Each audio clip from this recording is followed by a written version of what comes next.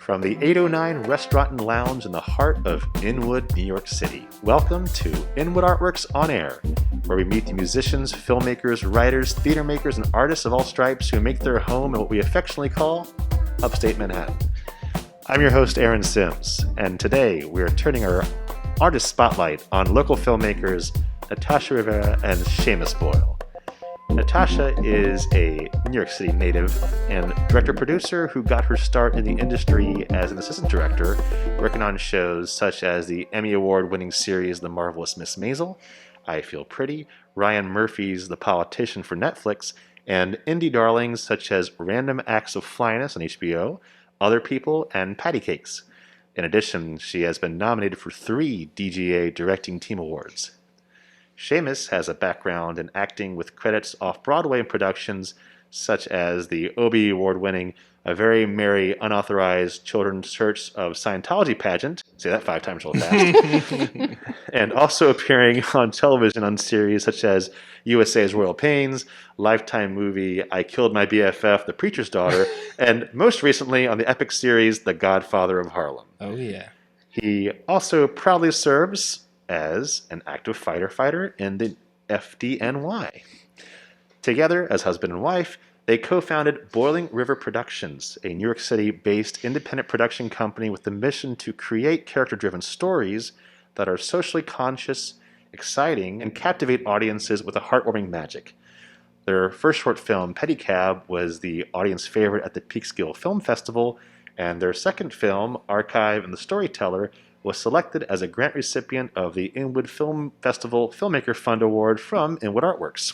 We're going to talk about that, their work, and so much more. But first, Natasha and Seamus, welcome to Inwood Artworks On Air. Hi, it's great to be here. Thank you for having us. It's really great to see you both in person. Yes. Yes, it's been a while. It's been a while, and we've attempted to schedule a number of times, but the pandemic had other plans. Yes. And we were discussing just previous before coming on, the last time we actually saw you was our last live event when we had the kickoff party for the 5th annual Inwood Film Festival back in February. Which in was so 2020. great. Mm-hmm. Which was so great. Thank you. Thanks And so much. little did we all know. We had no clue Yeah. that would be the last time I we could all be know. together, as the festival was canceled just days before because of... Sorry about that. My goodness. Yeah, but guess what? We'll be back. Yes, absolutely. We will be back. We have gone nowhere. That whole festival is turnkey right now, Mhm. and you'll be part of it too at some point. Can't wait. So it's been a challenge for everyone to be together in many different ways. And one of your challenges I just will bring up because it's been something as part of your journey is that the fact that both of you are survivors of the virus. Yeah. Oh, yeah. Yeah. I mean, so just checking in. How are you doing? I'm doing much, much better than when I originally had it, obviously. My symptoms were...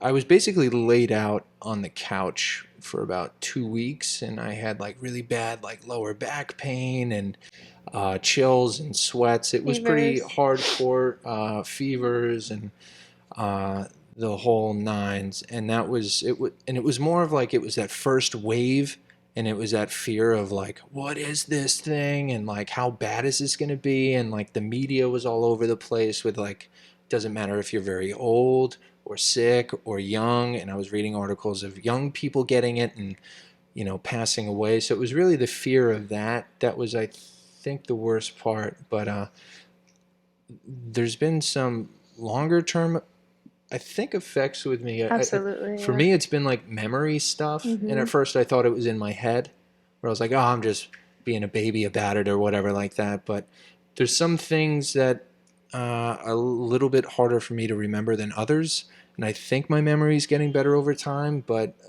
the more I've been researching, like brain fog is actually like a thing, so that's been curious.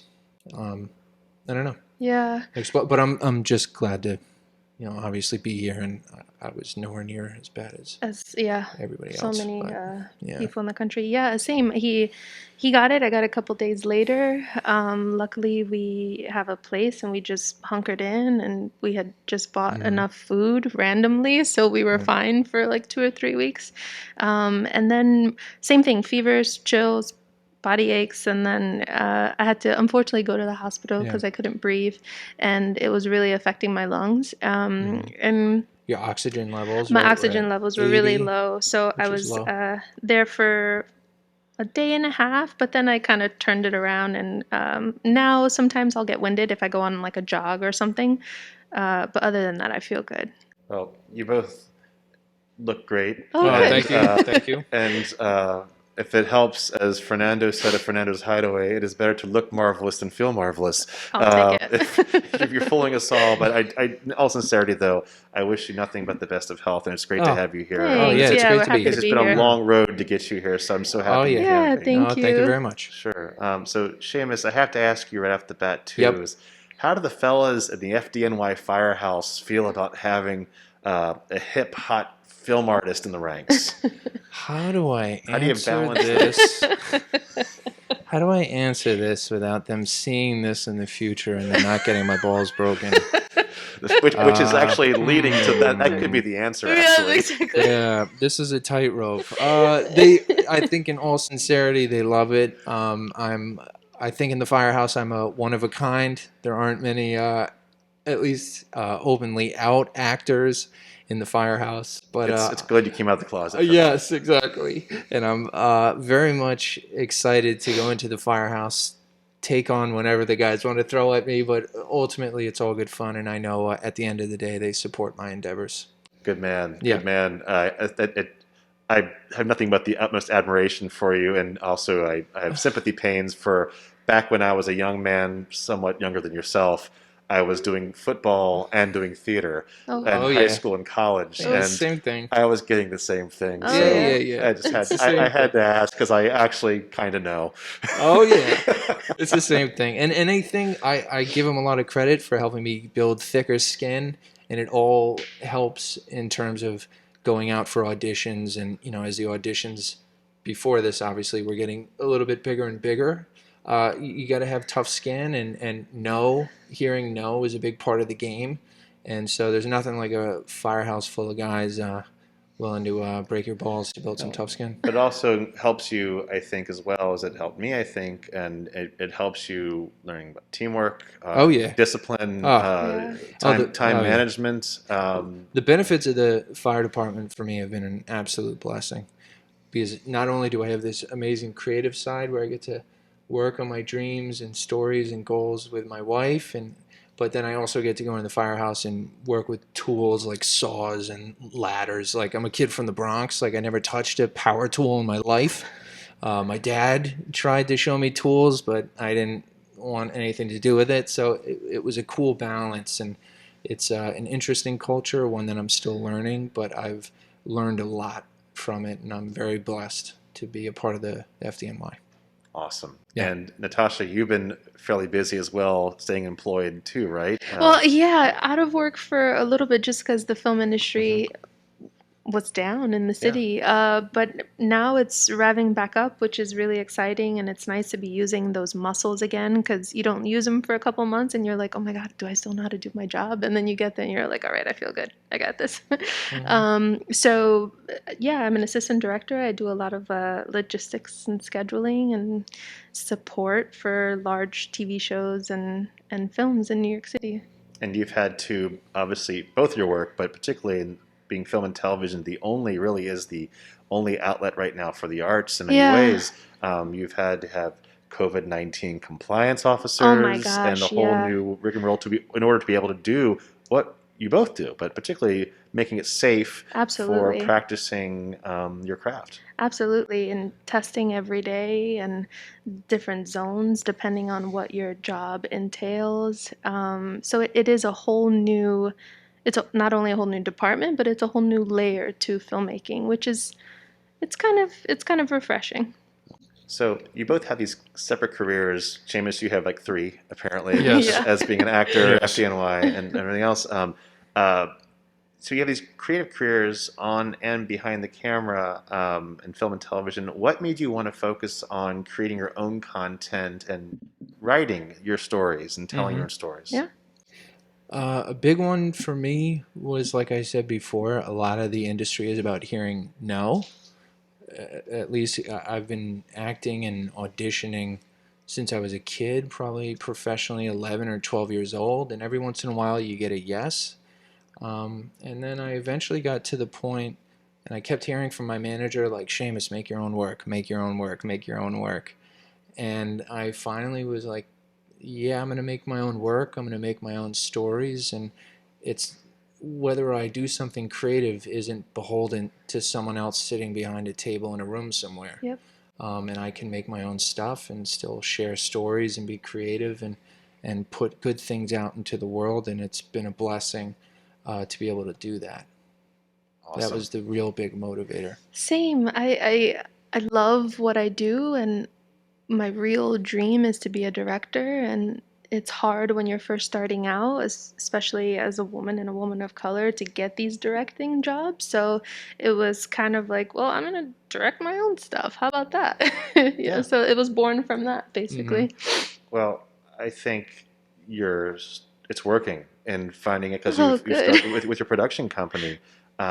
You're currently working on your second film from your company, Yeah. Archive and the Storyteller, which is something that has been in gestation for a while. Obviously, COVID has changed everyone's game. But can you tell? Let's go back because it's important, as you said, the advice you received and moving forward. Is like, can you tell a bit of listeners, like, yes, you want to create your own work, but putting it in practice is something entirely different than saying, you know what, you're right, I should create my own work. Yes. And then you have the blank screen, the blank page, the just direction to go into. So first, I mean, starting off with using the short form rather than long form, rather than documentary, rather than TV or web series. Like, can you tell us a little bit about where the idea for that particular project came from and how the screenplay evolved into creating that idea into that form? Okay. And ultimately, it came down to I wanted to be in something that we would make. The first one, Pedicab, I wasn't in because I'd never done a director's hat before. And I was like, let me take that on by itself. But then the second project, Archive and the Storyteller, I was like, you know what? I'd really like to be in this. And Natasha was down to take the like head directing role. Yeah, which is exciting. And what we landed on was writing a nice, hopefully nice love story that takes place in the near future before the end of the world. And really pushing ourselves to write and to work on the story in the script, because script and story are key, and making plans. Yeah. If you make a tight plan, that can make projects happen. That's an art form in itself. You have to make a plan from everything, top down. From casting is like one of the last things.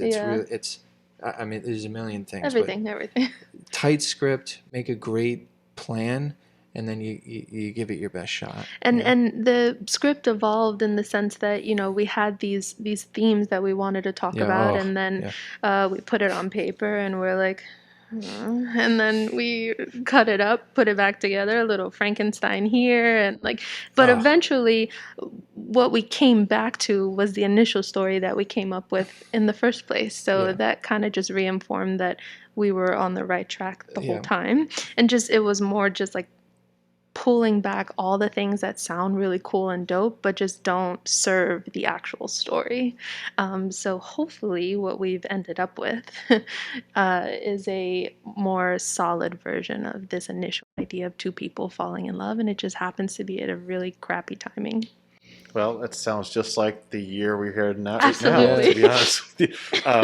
And you two seem very much in love, so it's not about you, obviously. But it's, hey, write what you know, right? Yes. Yeah. But I'm just curious, like, so it's really great that you, yes, unfortunately you had to go a long way, but actually very fortunate that it affirmed what you wanted to write to begin with. Yeah. So congratulations for settling on that. And curious if you can speak past the initial gestation parts of it all to actually the production period of it, creating this, because you did create most of this during COVID, right? Yeah. In the production period. So for better or for worse, can you talk about what that was like and maybe some of the compromises you had to make, and Oh, yeah. perhaps some happy accidents you found by actually making yourselves go through it.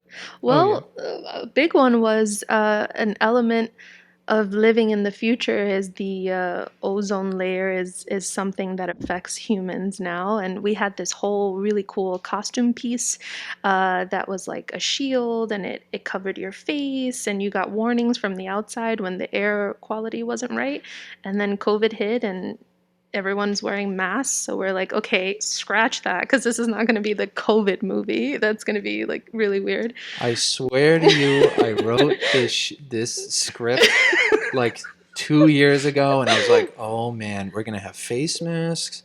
The Future ozone layer is baby. collapsing. This is going to be great. But if you stuck with it, think of Oh. all the free central casting you wouldn't have to Right, worry about. right. All the free B-roll you could have got. Oh, yes. Just go to Times Square Yeah. and there's no one there. Oh. Yeah.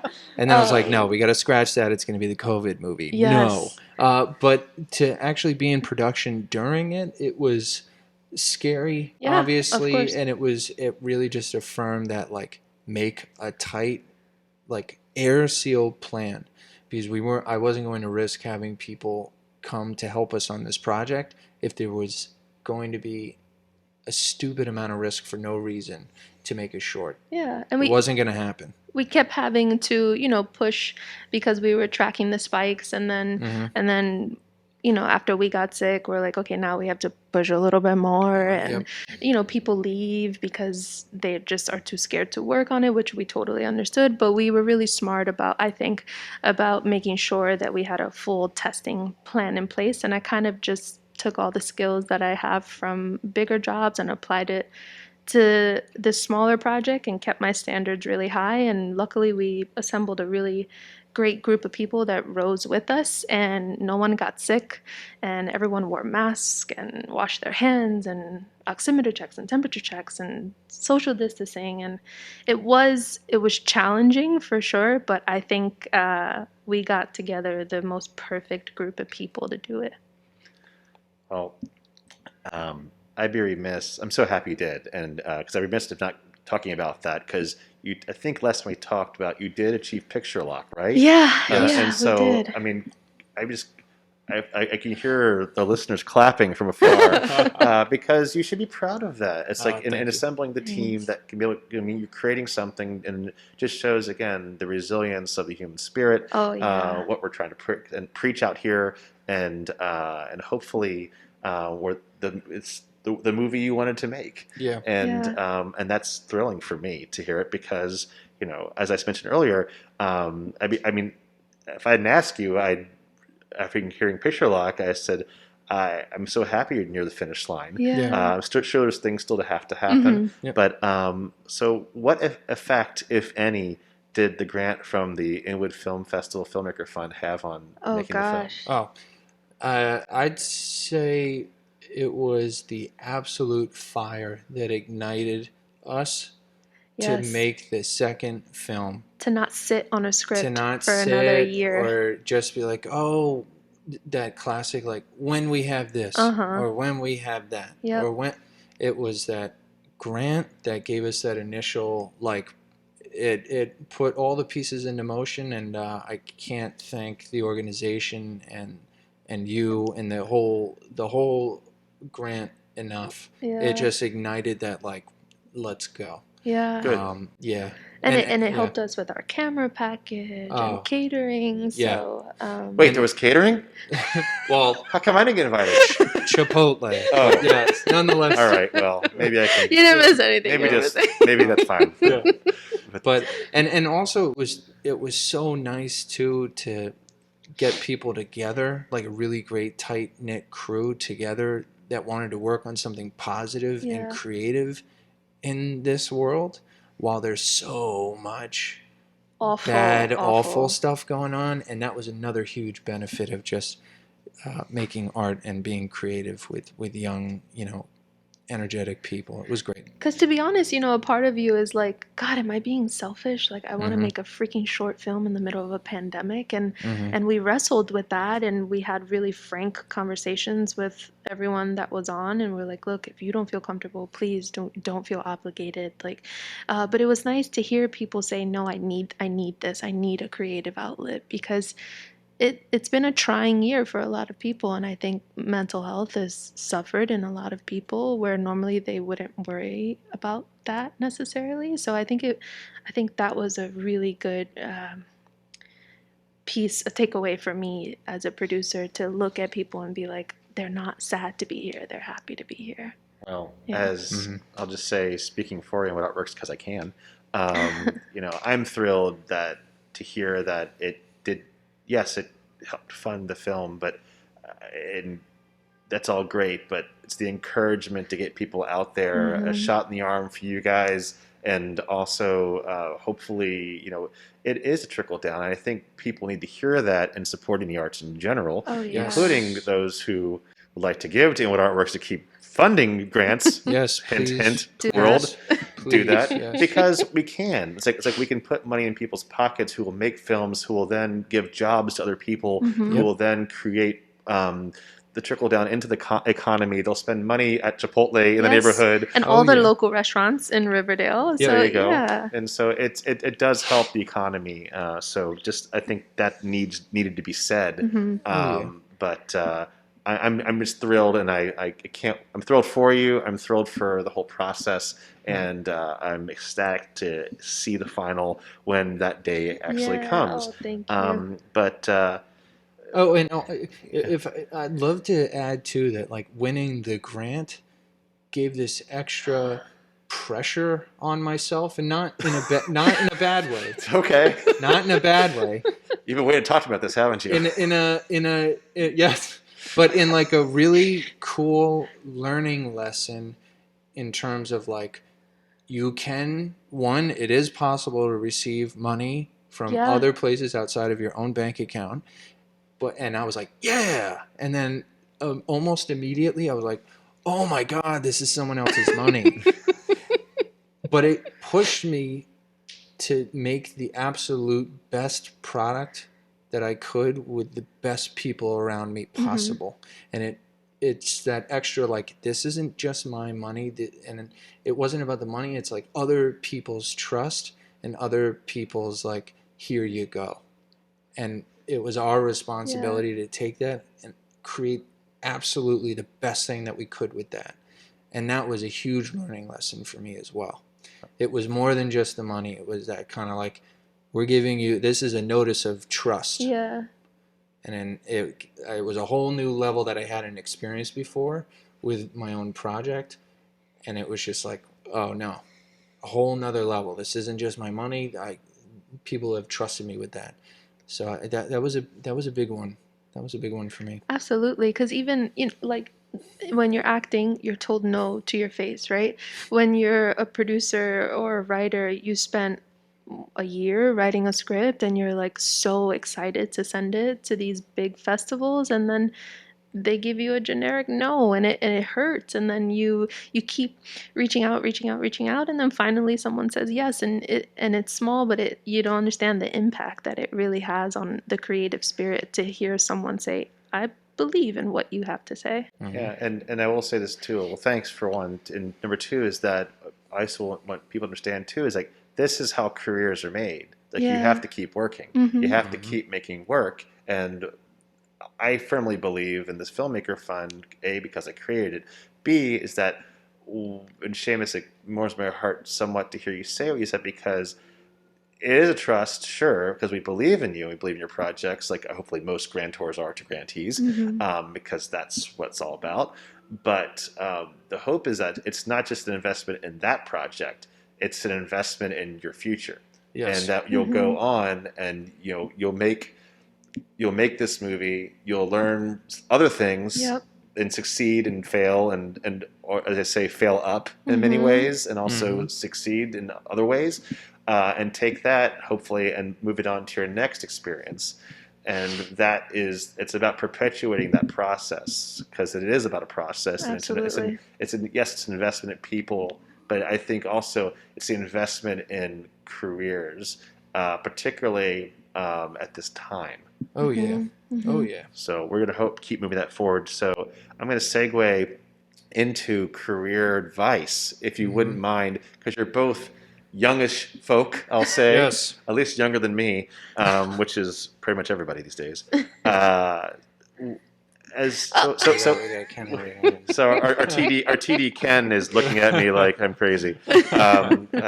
So as young and emerging filmmakers who have faced considerable challenges, what advice can you give to filmmakers out there who are trying to find ways to create and distribute their first projects? Yep. That's tough. You have something? No. You hear it all the time, and when you hear it, you're like, yeah, whatever, shut up. But it is to just do it. If you have a project that you believe in, you just do it, and you find the means, and you figure it out. You borrow money from your family, like whatever you need to do to support your dream. I get really fulfilled from working on even just short films, because it gives me this, I guess it reaffirms the belief that I have way down inside myself that I can be this vision of myself that I want to be. And it's really hard as a small filmmaker to get a project off the ground, to get people to get involved, even if you're paying them. So I would say to read as much as you can, read as many scripts as you can possibly get your hands on, and there's a lot of websites where you can download free scripts from. Read as many technical books. It may sound silly, but read as many technical books as possible, and Seamus is really good about that. Ordering like cinematography textbooks. And also using a few, like finding internet web sources like No Film School is a great free way to just learn about all types of things. And really just like work on your script. Try to think about simple. Simple is better, even though I don't follow my own advice. And just, working with what you have and a group of people that you trust. And go out there and just know it's okay to not make Martin Scorsese, Steven Spielberg films in your first straight try. Out the gate, yeah. As much as you may want to, it's all right. Yeah. And that's the process. And it's great though, and it's fulfilling. Well, Natasha and Seamus will be watching. Oh, and we're great. looking forward to seeing you for many, many years to come. Oh, please, yeah. But first, we'll start with seeing Archive. And Yes. Yes. So we'll all look for that. So Absolutely. it's been a pleasure speaking with you both. You too. Before we say goodbye, where can people go to find out more about your past and current work and perhaps what's coming up? Well, there's always our IMDb's for like the Right. personal like acting and then the production side stuff. And then there's Boiling River Productions.com. It is a very, very bare bones website, but it is a work in progress and just a way to start to have people find us online. And then the same thing for Instagram. And Boiling Instagram, River yeah. Productions. Awesome. Well, listeners, you can find those links on our Inwood Artworks On Air webpage. Once again, thanks again to Natasha Rivera and Seamus Boyle for joining me on this Artist Spotlight episode of Inwood Artworks On Air. It's where we meet the musicians, filmmakers, writers, theater makers, and artists of all stripes who make their home here in Upper Manhattan. If you have a moment, please show us some love right now by rating and reviewing this podcast on Apple Podcasts. It really does help. Thanks as well to 809 Restaurant and Lounge here in Inwood for hosting us, and also to Heightsides.com. Janine McAdam, we love you for your local uptown promotional support. Be sure to follow us on social media at Inwood Artworks to keep us up with all that we do, including the Film Festival, which will be returning, we hope, in 2021. Our Filmworks Al Fresco, our pop-up art galleries, live performances, and so much more. You can support On Air and all our programming by making a tax-free donation at inwoodartworks.nyc/donate. Let me do it one more time. inwoodartworks.nyc/donate. And feel free to earmark it towards the Inwood Film Festival Filmmaker Fund. Inwood Artworks On Air is made possible with funding from the NYC & Company Foundation, with support from Manhattan Borough President Gail Brewer and the NYSCA Electronic Media and Film Grant Program in partnership with Wave Farm Media Arts Assistance Fund and the support of Governor Andrew Cuomo and the New York State Legislature. Thank you again for tuning in. This is Aaron Sims for Inwood Artworks On Air.